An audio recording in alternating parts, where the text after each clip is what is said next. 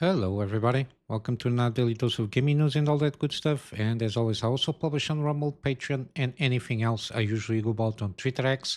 Later today, I will be able to publish a Death Stranding episode, and I will continue publishing 3 episodes per week. So Mondays, Wednesdays, and Fridays until I wrap up the series there. Other than that, we got some completed gameplay series, 1080p, the older ones, 4K, the most recent ones. And when I have time, I will see if I can manage to go about and doing some demos, gameplay also. Other than that, let's go to the news. We got Japanese company Rapidus.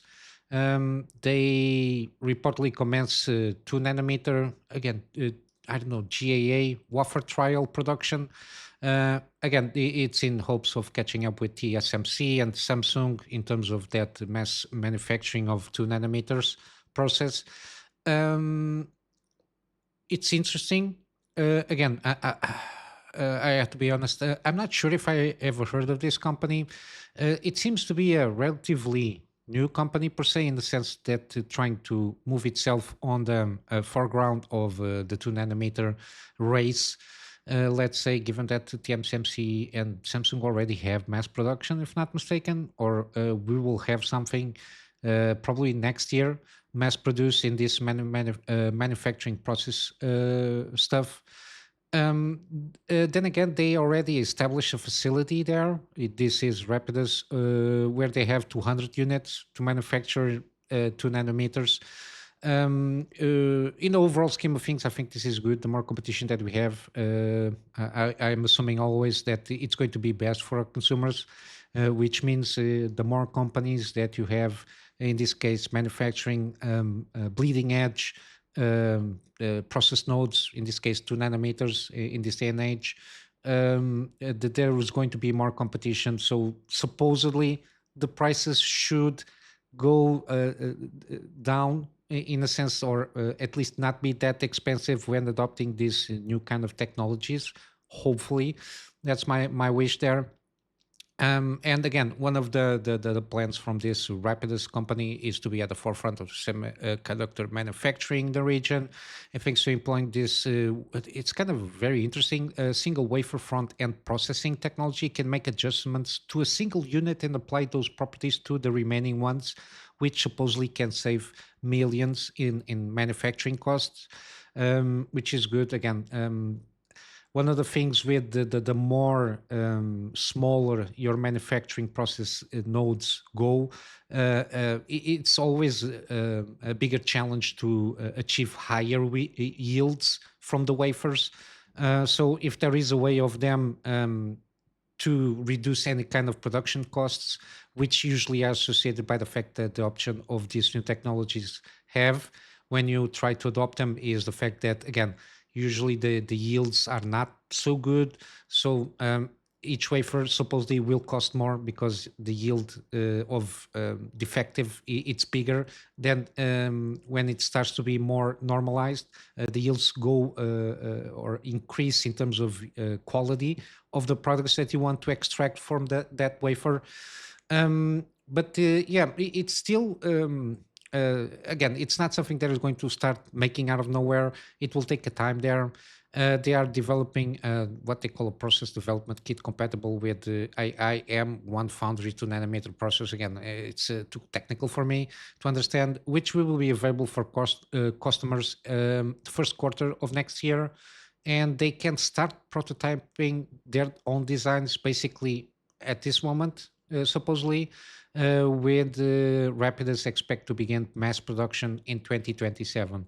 Again, I think we are going to see already some products being launched next year that are 2 nanometers node production and all that jazz from AMD. I think the Zen 6 is trying to reach 2 nanometer manufacturing process, if not mistaken, with the at least with the high end products there. Yeah, and probably Samsung will try to do the same thing there. Again, they are a South Korean company, so there is a lot of competition They're also being on the memory stuff. Memory usually it's a higher nanometer process manufacturing, but again for their I don't know mobile chips and all that stuff, I think that they have again that competition against TSMC, and even for the time Nvidia did I think it was the 30 series or the RTX 2000s. They were one of those were made in Samsung instead of TSMC. There was a break there on Nvidia in one of the generations of GPUs. But yeah, it seems that probably, hopefully, sooner rather than later, we will have a competitor, this Rapidus company, to compete against TSMC and Samsung, and hopefully it will bring more output in this manufacturing process technology, and will hopefully also drive down a little bit, lower the prices when adopting these new kind of technologies. Hopefully, that's my hope there. But it's yeah, very interesting stuff there. In terms of gaming industry, um, Virtual Studio is going to lay off some people again. I'm not sure if you can consider this mass layoffs as they are putting here on the article. Given the again, even though it's 7% of the company, round about 280 staff impacted. Again, the virtual studios have around 4,000 um, persons in the company distributed along different markets and continents, from North American, European, South Asian, and even Africa, if not mistaken. And again, they are a very interesting company in the sense that they do a lot of ports and they co-develop games. The most recent ones is Metal Gear Solid Delta, the Snake Eater, and the one that already came out, the Elder Scrolls Oblivion Remaster. And also they are involved with Cyberpunk 2077, the latest stuff that they're bringing out here in terms of the updates that the game has been having. It comes directly from Virtuos working with City Project Red, plus hundreds or even if not thousands of games that have been ported or co-developed developed, sorry, with other studios. I think the PC port for Dark Souls Remastered was made with them.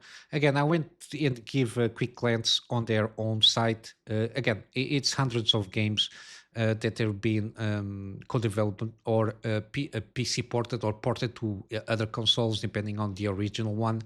But yeah, it seems that they're going to have this impact.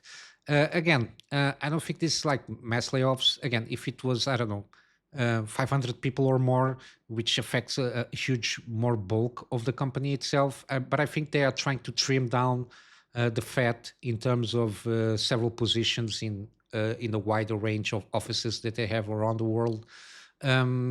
Basically, it's more about that. I think they are again. It has to do also a lot with the demand of the output of work that they have, I suppose. But again, with some quotes here from a statement that they did, saying that Virtual is evolving to meet the changing needs of our partners and the industry. Again, they are not kind of self-developing games, so again, it is more the positions that they have here in terms of personnel. I think they are more dependent on the projects of the orders of projects that they have, I assume. And as game development grows increasingly complex, we are realigning our global footprint and capabilities to strengthen our offering and in high value co-development, ranging from game engineering to advanced art, including creating content production and live services. Again, they say that again, 7% of Virtual's global workforce is going to be affected, primarily in teams facing lower occupancy and slower demand due to structural shifts in the industry. This includes around 200 roles in Asia, 70 in Europe, including fewer than 10 in France, where the core team working on Oblivion Remastered is located. Again, I think they mentioned here 10, fewer than 10 in France because the initial report came from a French journalist. Probably they were trying to tackle that thing of making the point that the 280 layoff was not happening in France, all of it, and they pinpointed that it's going to be less than 10 in France. I think mainly because of that. And in terms of projects, Virtuos says that it remains fully committed to all partnerships, including ongoing work on announced titles as Oblivion Remastered, Cyberpunk, and Metal Gear Solid Delta Snake Eater. Yeah, it's one of those things we will continue to continue to see. Sorry, layoffs here and there on the gaming industry. Again, there was. Over bloating in terms of personnel, specifically after the lockdowns and the pandemics. They projected that they're going to, I don't know, mass develop games since the lockdown, and they, again, a lot of the CEOs projected that it was the new normal, which it wasn't. Again, they didn't project. They only can project to each quarter. They cannot even project to on a basis, on a yearly basis. So I think there was a lot of miscalculation also there, and plus all the facts of the introduction of the DII's directives and the checklist that you have to have certain people in certain positions to fulfill some directives regarding DII and all of other acronyms around there. Uh, to essentially have some benefits in loans that you're going to do for the company to advance some projects. Basically, I think that's the overall gist of what's happened there. And again, and because the money is kind of drying up in a certain way, because there isn't that demand in terms of, and not the sales don't justify the maintaining of that personnel. We've been seeing a lot of job losses. Again, this is not the same thing as, for example, Microsoft thing. There, it's a it has the compounding effect of the acquisitions plus all the things that I mentioned. But yeah, we'll be seeing some fraud studios. If you manage to look around and try to really find, you will see there's only going to be some job positions affected on the industry, especially in the upcoming 2 years or so. In other stuff, we got Wuchang Fallen Feathers, which is a game that I'm interested in. It seemed that they finally give the final PC requirements, but the only thing that I put a red flag here, given that these final PC requirements, they are lower than the provisionary ones that will launch a few months ago, if not mistaken. But yeah, the above specifications that I mentioned here were tested with upscaling enabled, basically, and I'm not sure if it is with the fake frame rates there. Again, there is no target frame rate or even resolution, but given the, I don't know, here what they are saying here, I'm assuming 1080p 60 frames per se, given that you got very old hardware here for the minimum specs. So supposedly 1060 or even an RX 5080, plus the fact that you got a Ryzen 5 1600, again, very low and very old hardware. Again, I'm assuming 1080p upscaled quality, 30 frames, something in those lines. The recommended here is a little bit better. So you got a Ryzen 5 5500 for GPUs between a RTX 2070 or even an RX 5700 XT, which again, it is not going to play you any kind of 4K at a good frame times there. I'm assuming it's 1080p, probably upscaled with quality setting, 1080p 60 frames maybe, if that much. But yeah, I usually don't like this kind of thing that when they manage to put the PC requirements, just that those specs take in account already upscaling technology, which is something that, again, I think it's good to help out older hardware to achieve, I don't know, more recent or more performance similar to newer hardware, with some caveats always in the middle. But I think, again, the PC requirements should have or shouldn't have the upscaling, and if they have upscaling, at least be more comprehensive. I'm assuming this recommended and minimum specs come from the Steam page, if not mistaken. But I think Steam could do a little bit better there also in terms of the specs to be a little bit more comprehensive in trying to give the consumer to have a better idea what it's expected from the hardware that they have, if it's going to be more in line if they can play or not this game. From starters, I think more tiers would be better, just not minimum recommended. I think it's not the best one. I think there's going to be, I don't know, a minimum, and then you got, I don't know, divided three more tiers, or at least three tiers, one minimum, other okay, or something in the middle ground, and the other like 4K thing, and have, I don't know, a resolution and target frame rate, and then put the hardware there. And then in case of extra things like DLSS or upscaling technology, to have like alternative hardware that can achieve the same results as the without the upscaling there. I think it serves a better guide for consumers. But yeah, it's a red flag for me, given that these specifications do require basically upscaling enable, and we don't even know if it is a balance, quality mode, or even performance mode, which is odd. And then last we got here interesting trailer of a puzzle game. Again, it's kind of a 2.5D puzzle game. You command like this little bot, or what they call here autonomous AI. Again, it's you have to basically the puzzle here is master the timeline based puzzles to unravel a cosmic mystery. Basically, you have to give instructions for each puzzle. For example, if you I don't know, if you need to jump, deviate from an object and like chess, and you have to be time specific there. So it has a little bit twist there on the puzzle side of the things of this platformer. They got a oh my god, the trailer here where you can check out kind of get a gist of what this game is encompassing in terms of basic gameplay mechanics. But yeah, it's an interesting one. I will try to keep my eyes on this one and see how it goes. But yeah, a short one for today, and I'm going just to brush some gaming deals that are still having on Steam.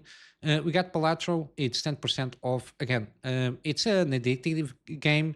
Again, on Steam, I don't play too much on my PC. When I play it mostly on my phone. It's the only uh, phone game that the phone game that I have, and I had a lot of hours here. And yeah, it's a very excellent game if you like this kind of roguelike dealt builder kind of a thing. And I do recommend it if you like to try it out.